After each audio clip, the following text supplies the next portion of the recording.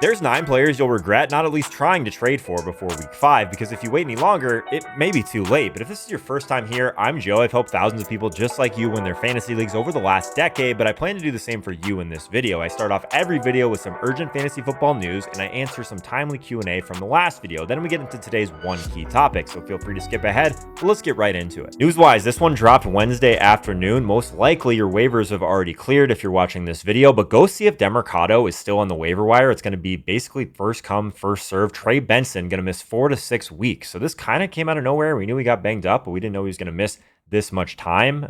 So definitely go check that right now. Pause this video and go see if he's available, and he's going to get the majority of the carries until Trey Benson's return.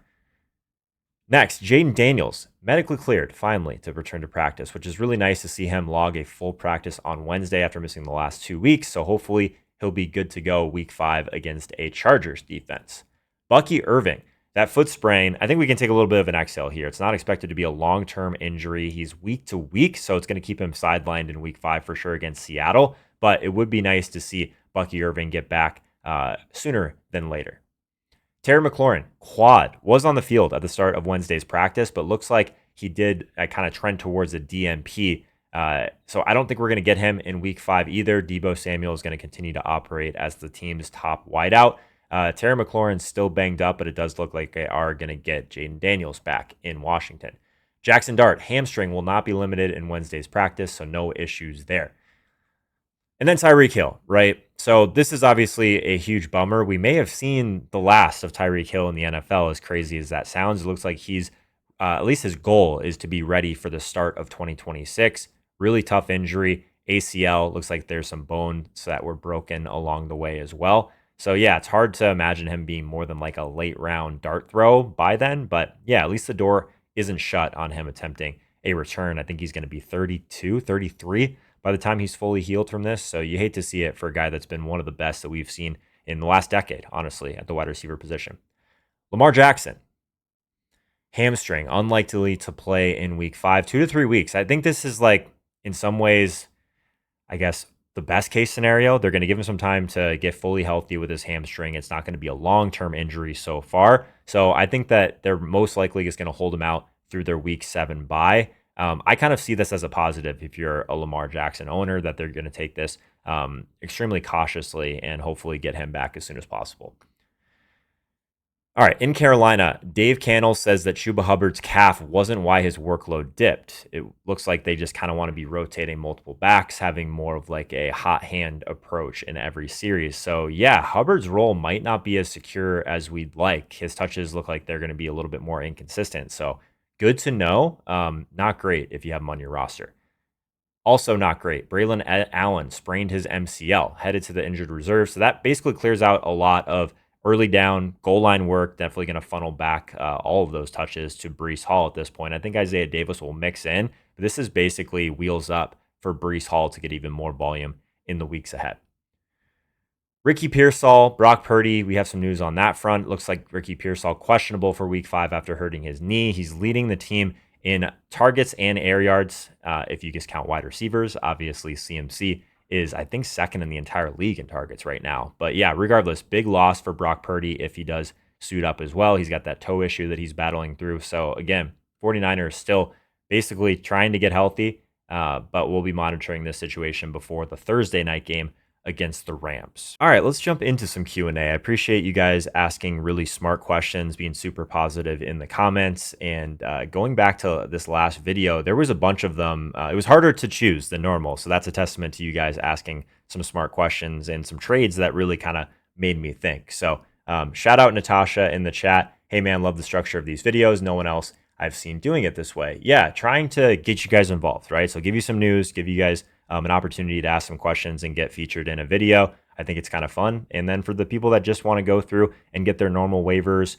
and their normal trade targets, they can just skip ahead in the video. That's the goal, right? I definitely want to get back into some of the whiteboarding stuff. I think that's fun. But for right now, when things are chaotic early in the season, it's better for me to just hit record and try and get through these videos and get you guys the information as fast as possible without digging too deep into some of the stuff that I normally do in the Fantasy Accelerator membership community. So just traded Quentin Johnston for A.J. Brown. Who won that trade? Yeah, so this one, I think that I had to think about it for a second, right? I still think that AJ Brown is the winner by a pretty decent margin, though it's been crazy what Quentin Johnston's been able to do for the Chargers. I know there's some really smart people that are saying that Quentin Johnston is the number one there now. Keenan Allen is going to mix in. He's obviously always going to earn targets. He's got that chemistry with Herbert. So are we putting McConkey all the way as the number three already? Is that overreacting? We're going to talk about McConkey a little bit later on in this video. But yeah, I think I still prefer AJ Brown. If that makes me slow to, I guess, change my mind, that's fine. But that's where I'm at on that one. Long term, who would you keep on your team? Ricky Pearsall or Michael Pittman? Ricky Pearsall or Michael Pittman? Yeah, to me, it's Ricky Pearsall. I know he's banged up. I do have him slightly ahead of Pittman in my rest of season rankings. J.K. Dobbins for BTJ. I still prefer BTJ by a decent margin. So we'll see if he can get back on track. I'm still willing to bet on that upside versus I think J.K. Dobbins has continued to be solid. But we did see R.J. Harvey get a little bit more involved this past week, which to me signals that it could at least be a timeshare going forward. So I think he'll be solid, but I still want the upside on my team from BTJ personally. For week 5, yeah, so I guess wanted to flag this too. So these type of questions, the start sit questions, I'm going to try and answer these as much as possible on live streams on Sunday morning. So I have my DraftKings show at 9 a.m. Eastern time, been doing that for like 6-7 years now. And then directly after that at like 10:15 Eastern time, we'll drop into basically an Ask Me Anything fantasy Q&A, mostly start sits, rest of season type of questions. So if you have start sits, come to the live stream on Sunday mornings, and I'll try and answer all of them then. Cool. All right. Should I trade Kyren Williams for Devontae Adams? I would do this. Yeah. Devontae Adams, I think the rest of the way is going to be like a top 12 receiver. I think it's been pretty clear that they're just going to funnel through those top two guys. And with what Puka's doing on the other side, Devontae Adams is going to continue to score touchdowns with a little bit less attention, right? I think it has to be that way. So yeah, I would do that trade. I'm not a big Kyren Williams guy overall. I do think that we're going to talk about him actually a little bit later in this video. I think that there's a way that you can back into him for a pretty cheap price tag, and then it's worth seeing if the workload basically continues to, goes back towards Kyren. I know it's been a little bit more split than people would like with Blake Corum, but we'll talk about that in a second. Jameson Williams for Wan'Dale Robinson. Yeah, I still want Jameson Williams personally. I think there's got to be a moment where they kind of ask themselves, they're basically just giving him those deep targets again, right? Like they got to figure out how to get the ball into his hands a little bit more often and let him create after the catch. And I think they're going to figure that out, right? I think they're going to figure that out. Bo in the chat, I listened to you. I ended up with Chase Brown and Nico Collins. Thanks a lot. Yeah, man. These comments suck, right? Like, of course, I'm trying to give you guys the answers to the test, right? There's a bunch of injuries. There's some guys that are underperforming. In particular, like these two players, yeah, I like them a lot going into the season. And I have a lot of them on some of my most important teams too, man. So I think when I read this kind of stuff, I just want you guys to know that I'm right there with you. And then, it sucks, man. I hope that both these guys can turn it around. Chase Brown losing his quarterback, obviously not ideal. And then Nico Collins just hasn't been the alpha wide receiver one that we've thought he would be so far, right? So we'll see if they can turn it around. I'm going to leave a light on for both of these guys. But yeah, man, you have my deepest apology if that's what you need. Devontae Adams to receive Drake London. This one is kind of crazy, actually. So London for Adams, if you would have asked me this like before the season started, it would have been pretty clearly London, right? Now you have to think about it a little bit more with what Adams has been able to do in LA and with Drake London really underperforming. So I think this one's actually relatively close. I had Devontae Adams last week, kind of like in the top like 24. I think I'm going to move him up again. And Drake London, I think I had him at 16 rest of season. I'm probably going to have to move him back a little bit. I know he scored a touchdown, but I think it's really close. I think that, like, gun to my head, I still, again, want the upside for Drake London in that offense. But I think this one, I wouldn't kill you either way. If you are trading Drake London, I think you can probably get a little bit more than Devontae Adams, but we'll see. That's my take on that one. But that was like probably the one that made me think the most out of all of these. Still have to be a little skeptical on Genty played the Bears. Yeah, just wanted to flag this. So Genty was on one of the lists from last week. I can't remember which one it was exactly. this is one of these situations where I think he may be a sell high. I'm still debating. So the trade away video will go live most likely tomorrow or the next day. So stay tuned on, I guess I'm going to do a little bit of a deeper dive into what I think to do with Genty and this terrible offensive line, right? So if you guys want all of your questions answered, obviously we have the live streams, but also my membership community, the Fantasy Accelerator. Make sure you guys check that out. That's where I get every question. That's where I get deeper into some of these lists. And then obviously it's kind of a 3-part, 365-day membership community. So we got draft season, which we're already through, in season. So everything you need, rankings, kind of all those custom cheat sheets, waiver wires, start sits, buy, sit, hold, trade, all that stuff. Q&A directly with me. So you'll get all of your questions answered. And then realistically, like all season round, we're trying to give you guys value. So off season, we got some dynasty stuff, some mock draft stuff, all of that. So check that out. If you're not quite ready for the membership community yet, top150free.com, link in the description for that and the Fantasy Accelerator. But this is my top 150 rankings every single week. And it's how I'm setting my own lineups, right? So if you just want that, it's absolutely free. Just put your email in there and we'll go from there. All right, today's one key topic. 9 players about to explode in fantasy football, players that we should be trading for now. And the first guy that I want to talk about is Jakobi Meyers, the guy on the thumbnail. So basically locked in volume, fast-paced offense, all of those things. I think we're still going to continue to see him score more touchdowns as the season goes on. There's no doubt about it. Geno Smith has not been that good so far. Well, we could see as hopefully the offensive line improves a little bit. We should see, I know we were talking about Genty before, we should see some improvements there, I hope. But we also should see some improvements in the passing game, right? But the volume's been there for Jakobi Meyers so far. We have like that bankable PPR volume. He's one of those guys too that the ceiling is going to be there based on volume alone if we get a little bit of an efficiency spike overall, right? So if he can start to score some touchdowns, all the touchdowns have basically been going to Trey Tucker the last few weeks. I still think that Meyers remains the better bet going forward. Really just that bankable floor. So dating back to last year, right? I always want to at least talk through that part of it because that was a huge deal, right? Post Devontae Adams from week 4 on, 28.2% target share, 6 catches per game, 72.9 yards per game. So he has like proven workload upside.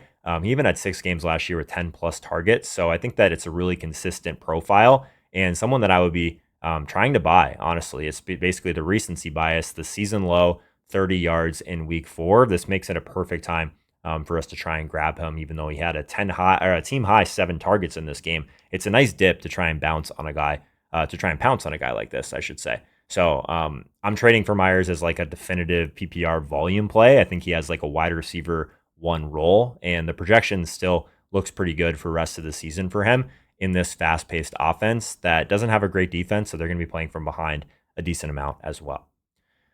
Let's talk through my boy Stefon Diggs. I know we've talked about Stefon Diggs a few times in these videos, but I think I'm one of the only people out there that is encouraged by Stefon Diggs, right? So we finally get a little bit of chemistry, a little bit of pop. So week 4, 6 for 7, 101 yards, 50% of May's 203 yards in this game. So he had that nice 33-yard catch.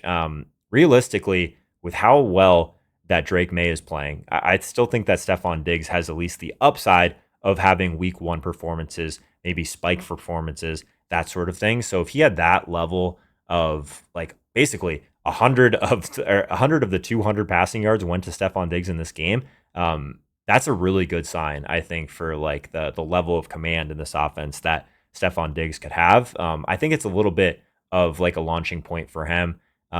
And yeah, we get a little bit of like a revenge narrative here coming up against the Bills, which would be fun. Similar to Jakobi Meyers in some ways, I think that the volume profile is really solid. He's going to give you a really solid PPR floor in general. If you weren't able to trade for him last week, like I recommended, I think he was on the thumbnail of the video last week as someone to trade for. I don't think it's necessarily too late. He is a 32-year-old wide receiver. He's coming off that ACL. So there's still like some of that priced in a little bit in people's heads. And I think that we have a little bit of tailwinds here to try and grab him and kind of build on basically what we've seen already, right? McDaniels likes to throw. May is kind of like that explosive quarterback that can kind of throw deep, but also use his legs, which opens things up for guys like Diggs. So I think this offense in general is kind of flashed that it can be better than even just like I guess middle of the pack or mediocre like we've seen the last few years. So to me, the question that I'm asking is like, what if week 4 was like the actual switch or the flip of all of this, right? So that divisional kind of revenge matchup that we have coming up, I think if he has another good game, it kind of tightens the buy low window a little bit here. So through 3 weeks, the Bills were basically erasing tight ends, and honestly, the wide receivers and the running quarterbacks have really had their way with the Bills so far. So I think trade for Stefon Diggs now before this week. You'll get that wide receiver one usage, but also a little bit of the tailwinds of this team and this offense uplifting overall. And this could be like a showcase spot where it, like right now before week 5, I think is like the last true buy low moment for Stefon Diggs. If you can get him like a 2-for-1 deal, he's someone that I'm actively trying to grab. Another guy I keep talking about that I guess people are a little bit frustrated with for good reason is Chris Olave. I'm still trading for Chris Olave, right? I'm following volume, right? And in a perfect world, the best trades that you can make are elite volume and depressed box scores, right? So he's second in the NFL in targets through 4 games, but sits as the wide receiver 25 in PPR. So you're going to basically be able to get that elite usage at a discount, and it's a pretty clear buy window to me. He's averaging 10.5 targets per game, 6.5 catches per game, hasn't topped 57 yards, right? The Rattler effect here is not great, but if he can just improve a little bit, Moore is going to be the beneficiary of that. So Kellen Moore's offense is ranked top 8 in plays per game. The volume is basically going to continue to be a feature of this more tempo offense. They also have a pretty easy schedule as well, and their defense is terrible. So that they're going to have to continue to throw. So I think we kind of start to get a few more of these RPOs with Olave. He's going to continue to be the first read. It's really nice to see like those high percentage looks kind of been baked into like Chris Olave's design. So I think there's a little bit of signal here with Rattler. He was at least serviceable in week 2. I think he's proved at the very least that he can feed a high volume wide receiver, at least when he's in rhythm, right? So they're just going to continue to be basically forced to pass because of these trailing game scripts, all of that.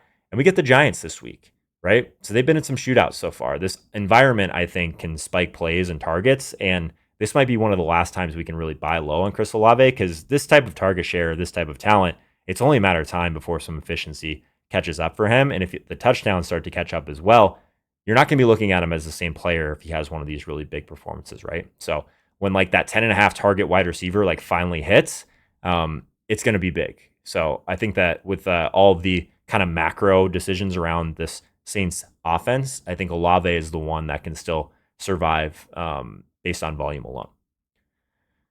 This one's a tough one, right? So I feel you. If you are a Lad McConkey owner, and I would put myself in that category in a lot of leagues, it has not been fun. It has not been fun, right? The offense in general is built to kind of feed like an alpha slot wide receiver, which Keenan Allen has stole some of those routes, right? So that's not ideal. I know that he's 33. There's probably some injury risk there with Keenan Allen as well. But the reality is he does have some chemistry with Herbert, even dating to his last stint as a Charger. And then I guess what everyone wants to talk about is just how good like this offense has been in general, right? And how much they've passed. Like Quentin Johnston, did anyone see him coming out here and being like the true alpha wide receiver one for the Chargers? I definitely did not, right? So there's enough narratives here to where I'm willing to, I guess, buy where there's blood in the streets, right? Because everyone wants to tell you that Lad McConkey is now the number 3, which seems absolutely crazy to me. It might be realistic given what we've seen so far and what we've seen from Quentin Johnston so far, but I think that we're going to regress back to the mean here a little bit. He's too good not to be like a top option in this offense, right? So I think this is the lowest he'll be, and it's a good opportunity to buy a guy that was pretty elite for us at times last year and was obviously drafted pretty high, and you can kind of scoop him up, and hopefully the breakout starts to begin a little bit as they face the Commanders in week 5. I'm not giving up on my Lad McConkey shares yet. Jauan Jennings, this injury stuff with San Francisco has been terrible, right? So Jauan Jennings has basically proven that when he's in there, he's going to earn targets and he's going to be efficient with those targets, right? He's like the prototypical San Francisco player. He's going to give you a lot of efficiency. It's just so spread out in general with like, it's hard to get the volume behind it, right? You don't usually get both. With Kittle out, with Ricky Pearsall banged up, like there's just been so many injuries in general. Like Christian McCaffrey, knock on wood, has been kind of the constant of this offense. And outside of that, it's been obviously different quarterbacks. Mac Jones will get Purdy back. Hopefully that toe injury seems to be regressing a little bit as well. But yeah, the Jennings stuff I think is one of the guys that I think you can get for pretty cheap, like that shoulder injury that he had, now the ankle and the foot injury. I think that explains more of like the volatility.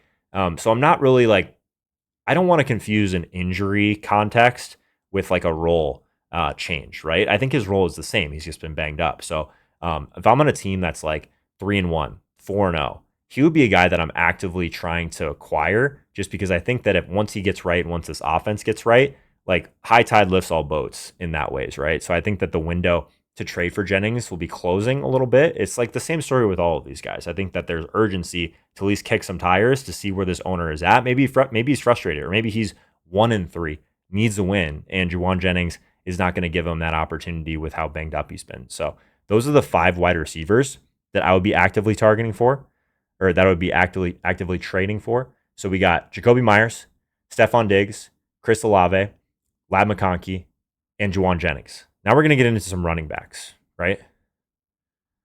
My favorite running back to trade for right now is David Montgomery. Top 5, or top, I guess some people would say top 5, but probably closer to top 8, top 10 offensive line after some of the turnover they had. But the coach really just has buy-in to David Montgomery in general, right? He was really just like an elite tackle breaker at times. He obviously can score touchdowns. The role is still looking pretty solid. Both of these guys are options this coming week. Obviously, Jahmyr Gibbs and David Montgomery. He's actually in the way too early prop bets video. Both of these guys, I think, have the opportunity to have a really big game coming up. And I think that like this team is going to continue to be productive. They're going to continue to have a pretty soft schedule overall. So the ceiling for Montgomery to me is still real. It's not like a theoretical ceiling. So week 3 wasn't that long ago, 12 for 151 and 2. So he's got that spike week potential. Week 2, not as much, 57 and 1. And then after that like dud in week 4, this is the buy window, right? So if someone's a little bit frustrated or they need to do like a 2-for-1 trade to improve their team, all those things, they see Montgomery get out-touched 17-9 by Gibbs. And that can be like a little bit of like surface level panic for some of these owners. So these are the kind of guys that I like to kick tires on for trades, because Gibbs and Montgomery they're going to project for like probably close to 18 to 20 touchdowns between the combination of them. So I think that the red zone pie and just the touchdown pie in general is really large for this offense. So I think we want to buy before they play the Bengals, right? So the Bengals' second most fantasy points allowed to running backs through 4 weeks. This is the exact matchup where he gets back on track. So if you can kind of buy the dip after that 1 week where the touchdowns didn't go his way, I think he could be potentially an RB2 or a flex for a lot of teams out there that could use some running back help. So I'm in on David Montgomery. Another guy I'm in on buying is Derrick Henry. I get it. The passing game role is not necessarily there. Justice Hill scores some touchdowns, like all of those things, right? I still think that like with no Lamar Jackson for an extended period of time, like a few weeks here, who are they going to lean on these next few weeks? It's going to be Derrick Henry, right? This team is going to have to lean a little bit more run heavy. 3 straight games with less than 50 rushing yards. Like I get it. They were in pretty big losses though. So I think that what we've seen here is not a role change. I think it's really just been a difference in game script for this Ravens team. And I still think that the ceiling is real here. We saw it in week 1, right? 169 yards, 2 touchdowns on 18 carries. So to me, he's still the TD engine of this offense. The offensive line is going to continue to support. There's weekly spike potential, even without Lamar Jackson. I think the bad weeks that we've seen are kind of hiding like a positive signal overall. So like they still put up 40 plus points in weeks 2 and weeks 1. And when that offense rolls, Henry is going to continue to score touchdowns for the most part, right? So even during like the lull, he ripped off a 28-yard TD in week 3. So the burst is still intact. Really the signals that we'd want to see if we were trying to sell Derrick Henry, I have a hard time finding them, right? Maybe this offense doesn't score as many touchdowns with Lamar out, but his volume should spike a little bit. So even if the efficiency dips a little bit, I still think he's like a cheap. I think this might be one of the last cheap weeks to buy in on Henry. The Texans, like, it's really just like it could be a Henry friendly game script essentially. Even if Lamar is hurt, I think that the usage will tilt a little bit more conservative, and they'll just lean on him behind this offensive line, right? So this is a discount moment for Derrick Henry. Let's not kid ourselves. Kyren Williams. I am not a Kyren Williams guy. But I think that this is actually a decent window if you did want to gain a share of him, and if you did want to try and grab a guy that we've seen volume actually shift a little bit to Corum. So 16 to 11 in touches last week in week 4. Corum's the one that's shown kind of that yard per carry burst, a little bit of juice. I still think that while that has happened, like we can go back even to like week 1, week 2, Corum wasn't used near as much. And I still think that this is more of like a box score dip more than anything. Kyren's the guy they trust around the goal line. I still think that he could still be more effective than Corum in some of these different spots. So I think what the concern for me, and in some ways, is that this is more of like a concentrated. I mean, they're a very competent offense, right? So through 2 games, the Rams posted 8 sacks, which allowed the 4th fewest passing yards. So the defense is kind of keeping games in reach, which is good for running back volume and all of those things, right? So McVay's offense kind of funnels to their top weapons, and these running backs are used kind of as like a complement to this wide receiver, this 2 wide receiver approach that they have right now. So I think that there's at least a chance that it was a down week in week 4. He had a fumble, no touchdown. There was a little bit of a role shift, but I still think that he can lead and outperform Corum the rest of the way. So if there's someone that's absolutely done with him, again, I would kick tires and see what it would take to get Kyren, because there's usually not a lot of running backs that still will give you the touchdown upside in a good offense that Kyren can, and what he's proved. Jordan Mason, he's still the lead back. The usage is already here, right? So weeks 1 through 3, 15, 9, 16 carries. Like the coaches have already shifted all of that work his way. Obviously, Aaron Jones still out at this moment. So the week 4 down game, he's still got 19 opportunities. Running back is always going to be about who is going to get volume. 16 carries, 3 targets. I still think that he's pretty insulated here. The short yardage role is still going to be Mason, right? He's the perfect fit for like that goal line role. The Vikings line was obviously they've been working through some injuries, right? But they did kind of rebuild it in the offseason. So even if it sees like a kind of a step back while they get healthy, it's just an opportunity to invest in. If you have a good team, investing in the run game for Minnesota is still something that I'd be interested in. So this is one of those ones where I don't know how urgent it is. The buy low window, I think is a little bit longer than some of these other ones. But like once this offensive line starts to get healthy a little bit, maybe JJ McCarthy and it gets in there and gives the team a little bit of a spark. And maybe if you trade for Mason now, you kind of get a discount after a couple down weeks or whatever it may be. And you still have like that bell cow role until Jones gets back. Maybe the Jones thing ends up being more long-term than we think, right? So Mason could still end up being a league winner if you can grab him on the cheap, right? If you have any trade requests that you're really struggling with, drop them in the comments now. I read every single one. I try and answer the best questions on each and every video. The next video is going to be players to trade away. So hit subscribe. I'll see you next time.